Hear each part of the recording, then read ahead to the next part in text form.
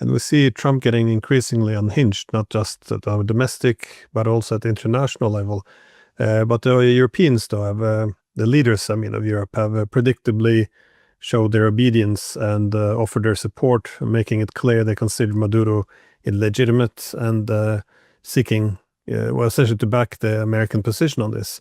But what does this mean for Latin America? Because in the U.S. national security strategy, it outlined clearly that this was, well, more or less America's backyard now, and it wanted other great powers out, and the U.S. should, reign supreme. Is this something, a warning for what's to come in other places in Latin America as well? Well, first, let me say a word about Europe. It's a very sad day for your country, Glenn. I think we can rename the Nobel Peace Prize as the Nobel War Prize. It was given to a person this year who called for exactly what has happened today, who called for a military strike by the United States on Venezuela. It came to pass. This is a tragedy for countries, governments, and institutions that once upon a time talked about international law.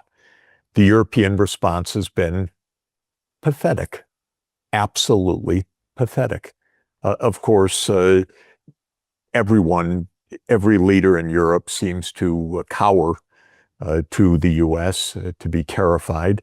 The strongest statements were, we hope that this will return to stability soon, not any kind of shock of a brazen attack against the international order, against the UN Charter, against peace itself. So this is the world that we're in right now. Europe varies between complete vassalage and acquiescence to the U.S. or its own war monitoring when it comes to Russia.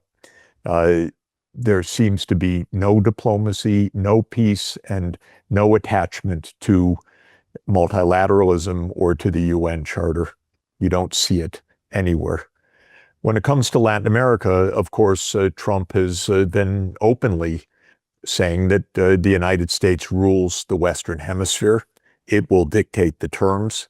He has said today, basically, I don't have the direct quotation because I'm halfway around the world, but I saw the wire notice that Trump said, well, the oil is ours.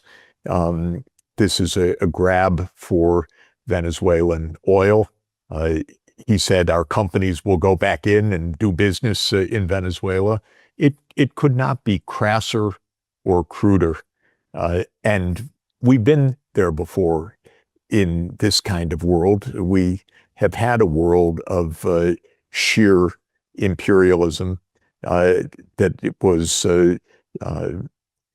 not in any way tempered or bound by international law, and it led to 2 world wars and unconscionable, unimaginable loss of life. So we've been in this kind of situation before. We've never been in this kind of lawlessness in the nuclear age, however, and I think that this is just extraordinarily worrisome to have an unhinged, undisciplined,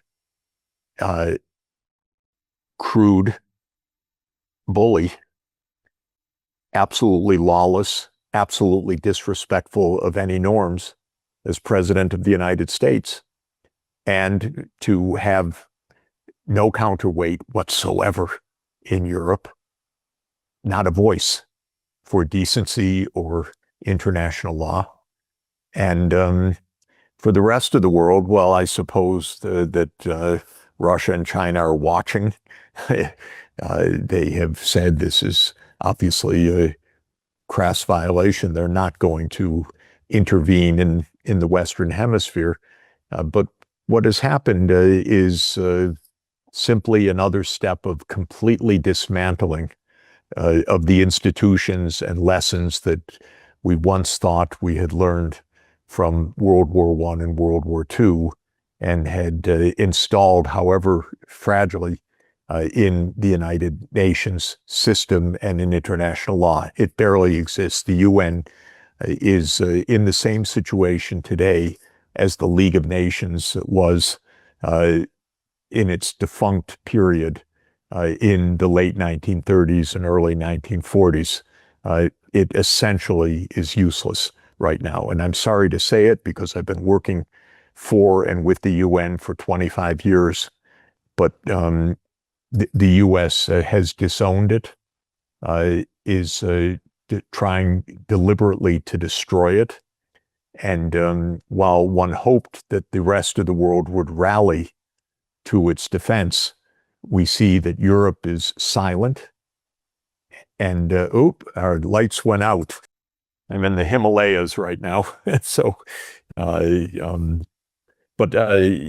I don't see what is needed right now, which is the rest of the world rallying to the cause that this can't stand in this way.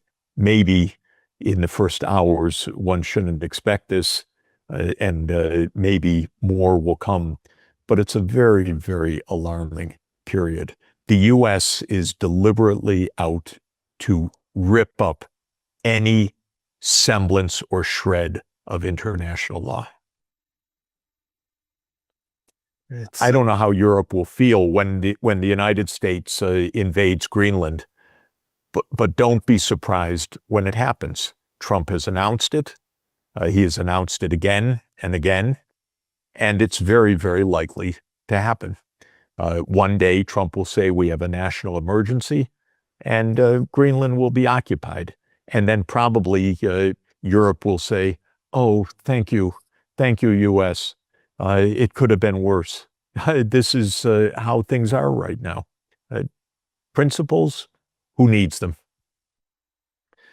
大家好，我是主播周玉琴。很多的朋友告诉我们，太阳星全效克菲尔益生菌帮助了睡眠品质。原版的太阳星全效克菲尔益生菌，它添加有超级食物羽衣甘蓝，健康再加分。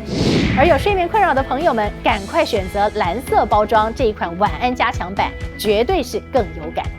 每日克菲尔，时刻美好 ，Good Feel Good， 请上快点购为健康下单，而且要记得输入推荐代码，有额外的折扣优惠。